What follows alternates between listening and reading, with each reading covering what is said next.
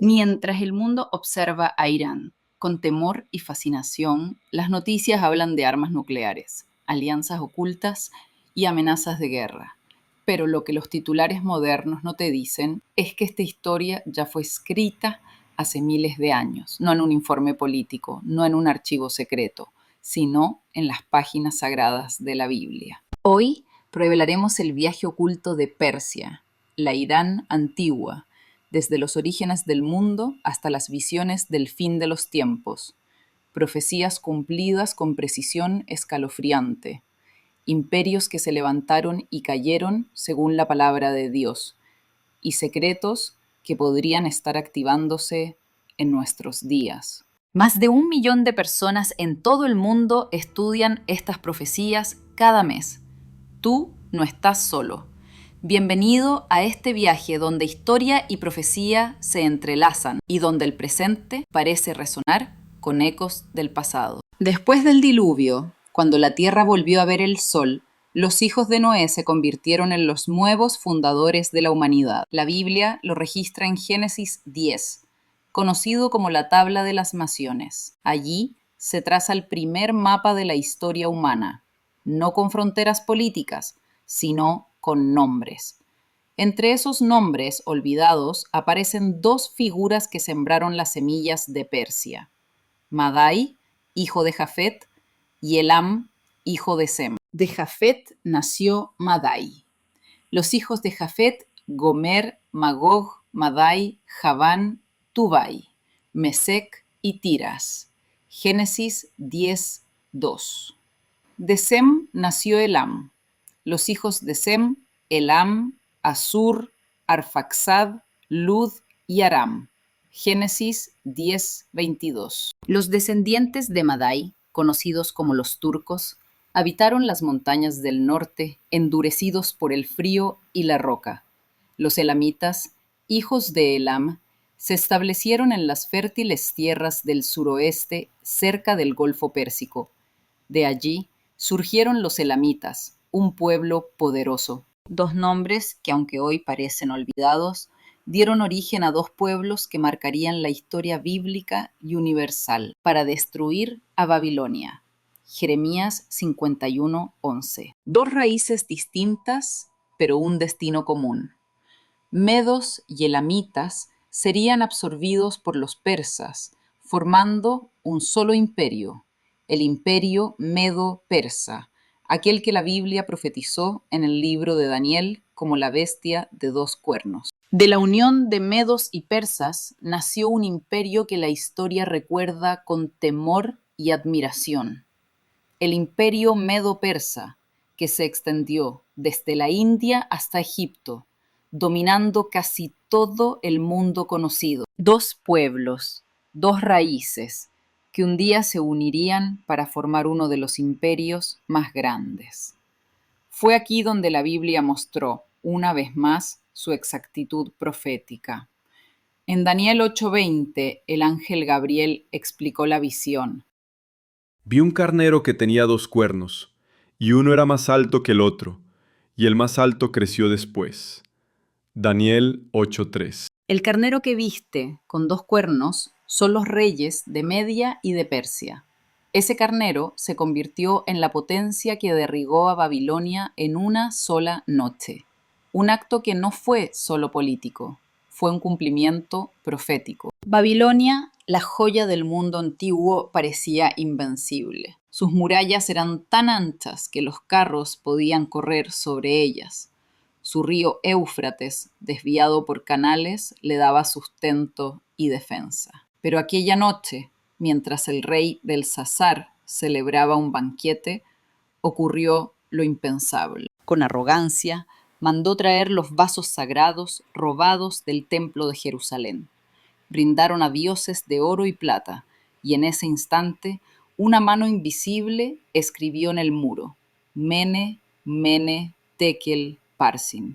Los sabios no entendieron, pero Daniel, el profeta, interpreta. Tu reino ha sido contado y ha llegado a su fin. Será entregado a los medos y persas. Mientras el banquete continuaba, las tropas de Ciro desviaron el Éufrates y entraron por el lecho seco.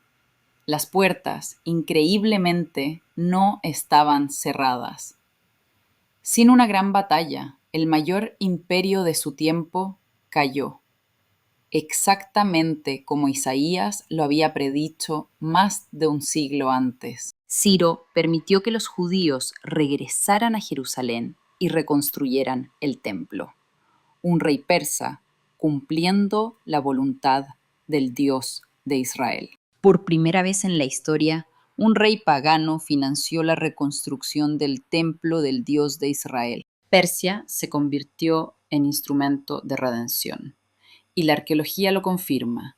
El cilindro de Ciro, hallado en 1879, registra políticas de tolerancia religiosa similares a las descritas en la Biblia. El imperio persa no solo fue poder militar, introdujo sistemas de correo, carreteras reales y una administración avanzada. Su respeto por las culturas conquistadas sentó las bases de convivencia que permitirían a los judíos prosperar en el exilio. Persia no fue solo un imperio más, fue una herramienta en las manos de Dios para restaurar a su pueblo y preparar el escenario de la historia bíblica. Pero la historia no termina ahí.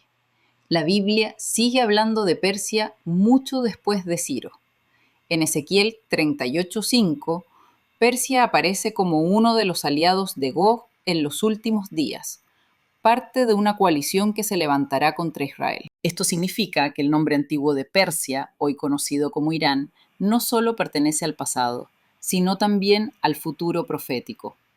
Los mismos pueblos que nacieron de Madai y Elam, los mismos que derribaron Babilonia y liberaron a Israel, volverán a aparecer en el escenario final de la profecía bíblica.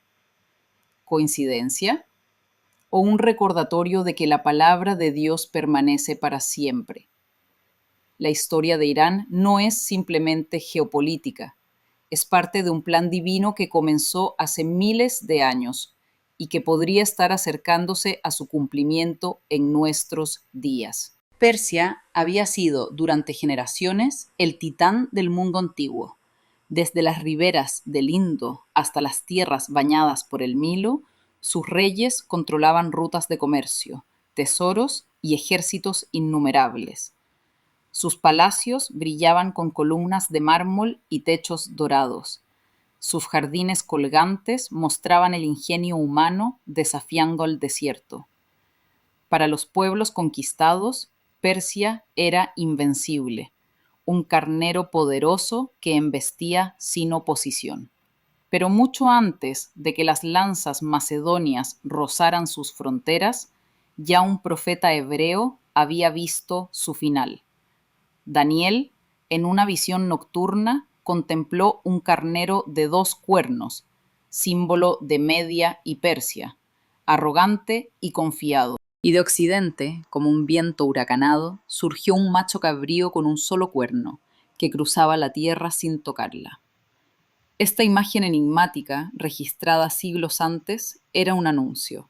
Ningún imperio humano dura para siempre. Las tablas cuneiformes de Babilonia y los pergaminos hebreos coincidían en un mensaje inquietante. El poder de Persia no era eterno, y el reloj divino avanzaba. En una esquina montañosa de Grecia, un joven príncipe macedonio crecía bajo el ojo de Filipo II y las enseñanzas de Aristóteles. Alejandro, de espíritu inquieto y mirada de fuego, escuchaba relatos de héroes homéricos y soñaba con superar a Aquiles. Tras la muerte de su padre, heredó un reino bien entrenado, una falange disciplinada y una ambición sin límites. Sus enemigos lo subestimaron. Apenas 20 años, sin barba completa, sin experiencia en grandes imperios. Pero Alejandro unió a las polis griegas bajo su estandarte y fijó su mirada en el este, hacia el coloso persa que, aunque poderoso, comenzaba a mostrar grietas. El rey Darío III enfrentaba rebeliones internas, satrapías indisciplinadas y un imperio demasiado vasto para controlarlo todo. Alejandro cruzó el Helesponto, repitiendo un gesto cargado de simbolismo. En Troya rindió homenaje a los héroes caídos, proclamando que su campaña era más que conquista, era destino. Para los cronistas de su tiempo, sus movimientos eran tan veloces que parecían sobrenaturales. El macho cabrío de Daniel avanzaba sin tocar el suelo. La primera gran prueba llegó en las riberas del río Isos. Allí, Darío, confiado en su número superior, esperaba aplastar al joven rey. Pero Alejandro, con audacia táctica, usó la estrecha franja costera para neutralizar a la caballería persa. Montando a Bucéfalo, lideró una carga directa hacia el centro enemigo, apuntando al propio Darío. El gran rey, sorprendido y temeroso de ser rodeado, abandonó el campo, dejando a su familia y su tesoro. El mundo quedó estupefacto. Persia, el gigante, había sangrado. Sin embargo, Darío reorganizó sus fuerzas y eligió Gaugamela, una vasta llanura cerca de Nínive, para decidir el destino de su imperio. Allí preparó trampas, carros guadaña y una línea interminable de tropas. Pero Alejandro usó un ardid maestro, un movimiento oblicuo que atrajo a los persas hacia un flanco débil y luego lanzó su caballería de élite en un golpe fulminante. Una vez más, Darío huyó. Gaugamela no solo destruyó un ejército, quebró la ilusión de invulnerabilidad persa. Los oráculos y las profecías parecían cumplirse palabra por palabra. El carnero no tuvo fuerza para resistir al macho cabrío. En menos de una década, Alejandro cruzó el Éufrates, entró triunfante en Babilonia y marchó hasta Persépolis, el corazón brillante del imperio persa. Allí, en un banquete embriagado de victoria, el palacio ardió. Algunos dicen que fue un acto deliberado de venganza por la destrucción de Atenas, otros que fue un arrebato impulsado por el vino y la danza. Las columnas de Persépolis, ennegrecidas por el fuego, son testigos silenciosos del cambio de era. Alejandro adoptó vestimentas persas, buscó unir a griegos y asiáticos bajo un mismo ideal, no solo conquistador, sino visionario de un mundo sin fronteras. Fundó ciudades llamadas Alejandría, donde quiera que pasaba, como semillas de cultura helenística. Sin embargo, entre sus generales surgían tensiones. Los macedonios veían con recelo su adopción de costumbres orientales, y los persas dudaban de su sinceridad. Pero el mensaje era claro. El poder persa había sido reemplazado por uno nuevo, tal como el profeta había anunciado. La historia de Persia, gloriosa y trágica, quedó entrelazada para siempre con el nombre de Alejandro. En el corazón del vasto imperio persa, bajo las columnas majestuosas del palacio de Susa, se gestaba una historia que cambiaría el destino de un pueblo entero. El rey Asuero, conocido históricamente como Jerjes, organizó un banquete colosal que duró 6 meses. Era su manera de mostrar al mundo la gloria de su reino, la riqueza de Persia y su poder militar. Pero un acto inesperado alteró el rumbo. La reina Basti, desafiando las costumbres de la corte, rehusó presentarse ante el rey. Este gesto de dignidad le costó su corona, dejando el trono vacío y a la corte en suspenso. Así comenzó una búsqueda por una nueva reina, un proceso meticuloso que reunió a las jóvenes vírgenes más bellas del imperio. Entre ellas estaba Hadasá, una huérfana judía criada por su primo Mardoqueo. En palacio la conocían por su nombre persa, Esther. Mientras Esther ganaba el favor del rey con su gracia y humildad, en las sombras surgía un enemigo mortal, Amán, un alto oficial y descendiente de los amalecitas, enemigos históricos de Israel desde los días del Éxodo, tramó un plan siniestro: exterminar a todos los judíos del imperio, hombres, mujeres y niños. El odio de siglos latía en su corazón. Cuando Mardoqueo descubrió el complot, sus palabras a Esther resonaron como un eco. Era un llamado al valor y a la fe.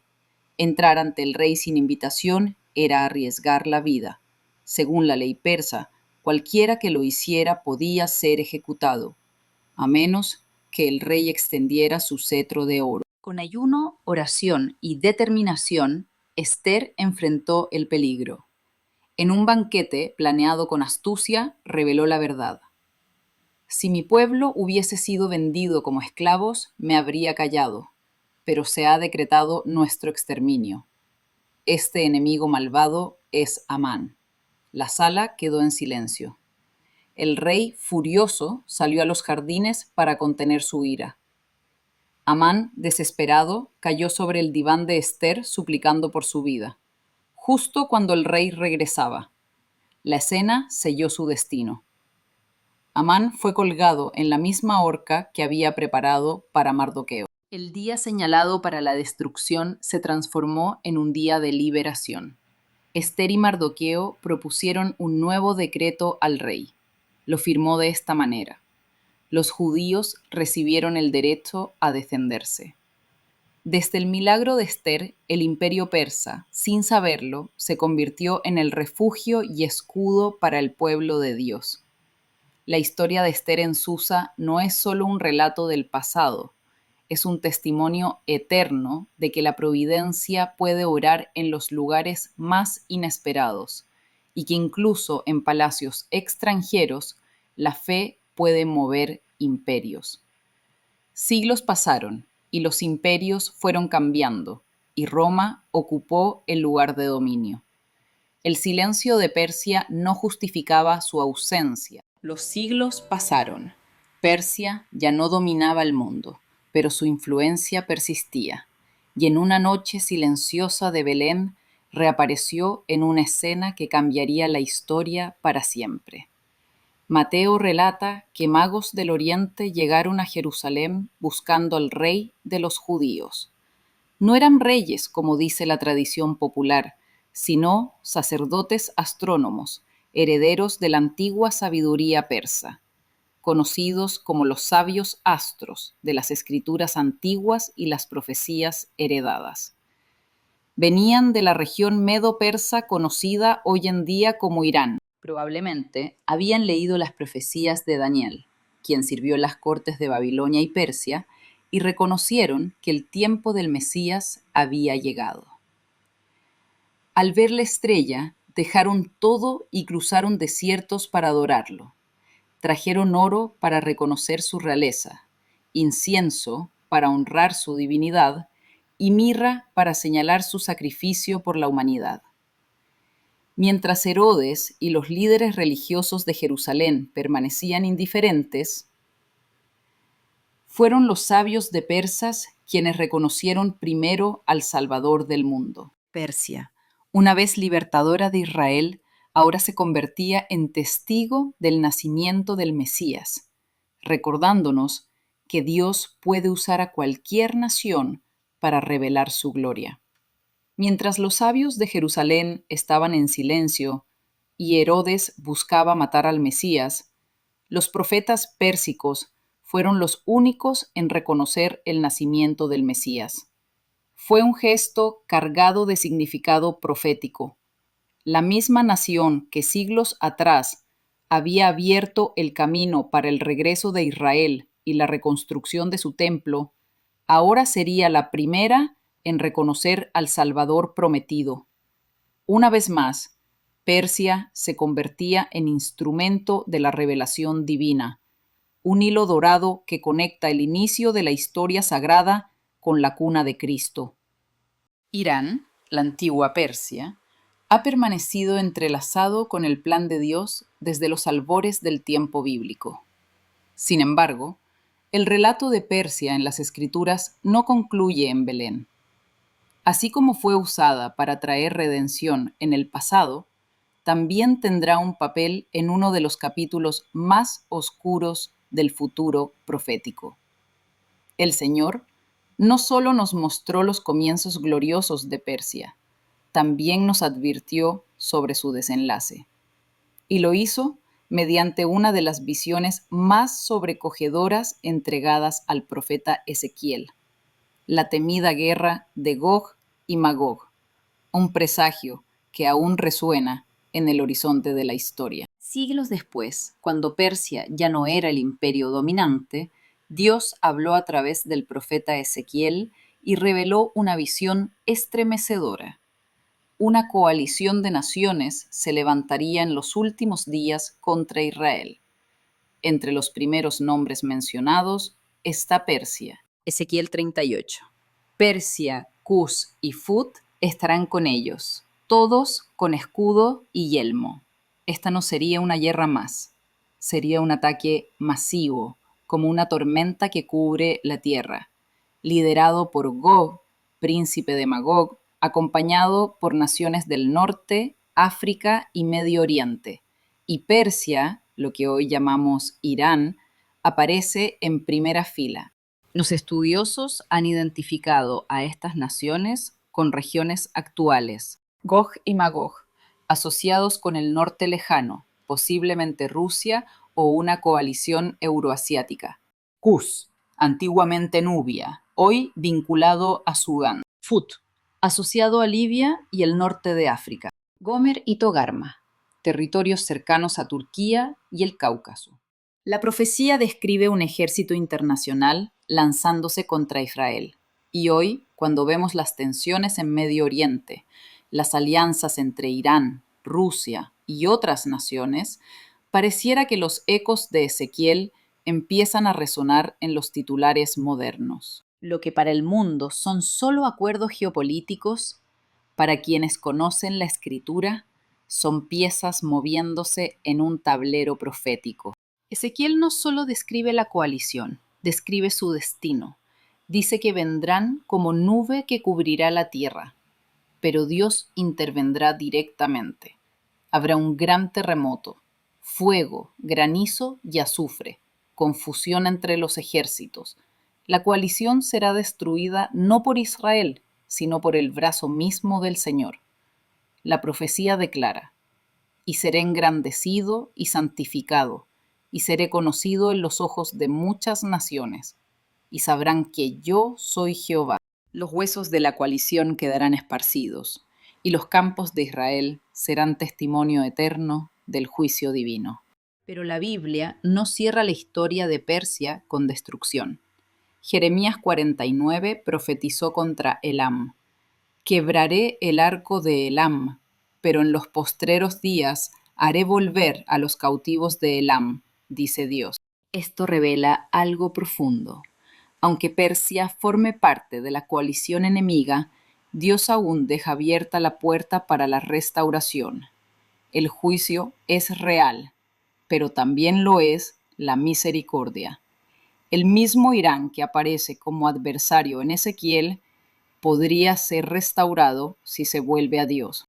El mensaje es claro: ningún imperio está fuera del alcance del juicio, pero tampoco fuera del alcance de la gracia. Los persas describen las naciones llevando tributos, testigos silenciosos de un imperio que una vez gobernó con sabiduría administrativa.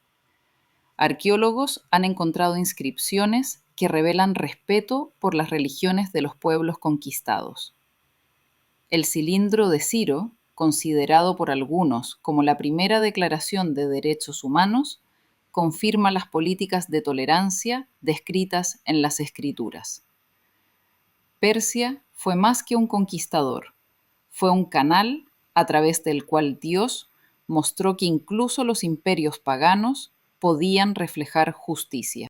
El antiguo Persia liberó a Israel y siglos después, Persia, ahora Irán, aparece en los titulares modernos.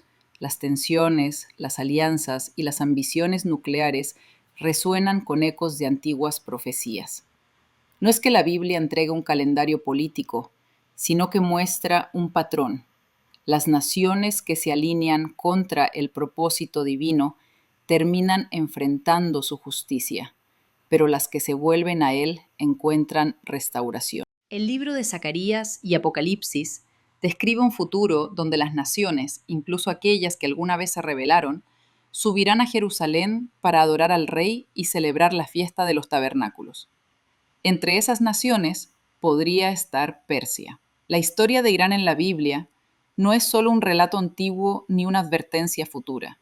Es un espejo para la humanidad. Nos recuerda que Dios puede usar incluso a aquellos que parecen oponerse a su voluntad y que su misericordia es más grande que cualquier imperio. En el juicio hay gracia, en la caída hay redención y en las profecías del pasado hay señales para nuestro presente. Los arqueólogos han desenterrado pruebas que confirman las escrituras. El cilindro de Ciro, que respalda el decreto de libertad. Los relieves de Persépolis muestran una administración basada en el respeto. Los registros de Heródoto y las tablillas babilónicas que coinciden con las profecías de Daniel. Estas piedras y textos son testigos silenciosos. Lo que Dios habló se cumplió, y lo que aún no se ha cumplido todavía espera en el horizonte. Hoy vemos tensiones, alianzas inesperadas y conflictos que parecen imposibles de resolver. Muchos preguntan, ¿dónde está Dios en todo esto? La historia de Persia nos responde, Dios nunca perdió el control. Cuando Babilonia parecía invencible, cayó en una noche. Cuando Israel estaba al borde del exterminio en Susa, él levantó a Ester. Y cuando las naciones se levanten como una tormenta en los últimos días, él mostrará su gloria. La profecía no es solo para predecir catástrofes, sino para llamar a las naciones al arrepentimiento y a la esperanza. El mensaje para Irán, para Israel, para cada nación y para ti es el mismo. El juicio es real, pero la misericordia es mayor. En los días finales, los que antes fueron enemigos adorarán juntos al Rey de Reyes. Y acontecerá que todos los que queden de las naciones que vinieron contra Jerusalén subirán de año en año para adorar al Rey, Dios de los ejércitos. Zacarías 14:16. Las profecías que se escribieron hace miles de años están más vivas que nunca.